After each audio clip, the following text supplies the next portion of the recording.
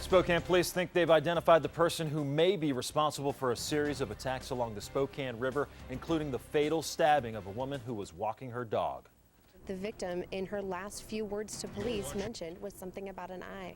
And this 17-year-old has something wrong with his eye. And those dying words of Sharlotte McGill may have helped Spokane police catch her killer. Good evening and thanks so much for joining us tonight. I'm Mike Gonzalez. Nadine has the night off. The trail went cold almost immediately last May following McGill's murder, but that all changed yesterday afternoon.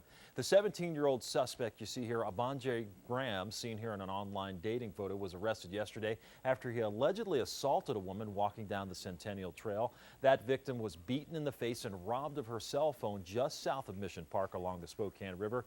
Major crimes detectives think, giving his physical description, Graham is also a viable suspect in the death of Sharlotte McGill. We have in-depth coverage tonight with Colleen O'Brien and Jeff Humphrey. Jeff joins us live at McGill's murder scene with the similarities in the attacks. Jeff? Mike, for starters, Graham lives in the same apartment complex where Mrs. McGill did, just one block to the east. And in yesterday's attack, just a few blocks from here, we saw the same type of unprovoked stranger-to-stranger rage that left McGill dead and the rest of us very worried. So I come running out my shop and I ran up to the fence right here, and she was right down on the trail right there with her hand on her head screaming for help. Spokane can always use a good hero, so meet Josh Gale, the maintenance man at Maplewood Gardens Assisted Living Center, sprang into action on Thursday after being told a jogger had been mugged. And said that guy attacked me, and so I just took off after him.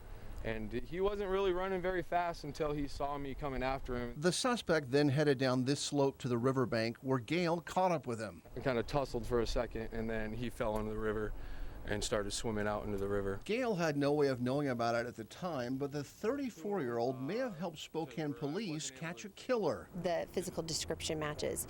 And then if you start looking into it, the way the attack happened, the randomness of it, the stranger to stranger, and then, his desperate attempt to flee. Before she died, stabbing victim Sharlotte McGill told police her attacker was a black male wearing a black hoodie sweatshirt. That's the same description I gave to 911 while I was running after him.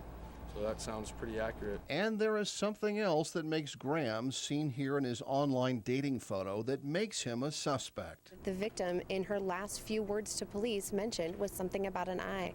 And this 17-year-old has something wrong with his eye.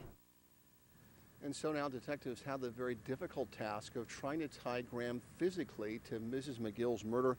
Fortunately, they have some time. This 17-year-old is going to be tried as an adult on the charges of what happened yesterday.